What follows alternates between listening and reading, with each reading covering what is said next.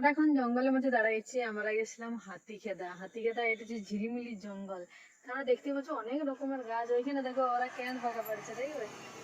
ওই যে এত ক্যান গাছ আছে না, বেদম ক্যান গাছ আছে এই জঙ্গলটা, মানে অনেক বড় জঙ্গল, অনেক রকমের গাছ আছে।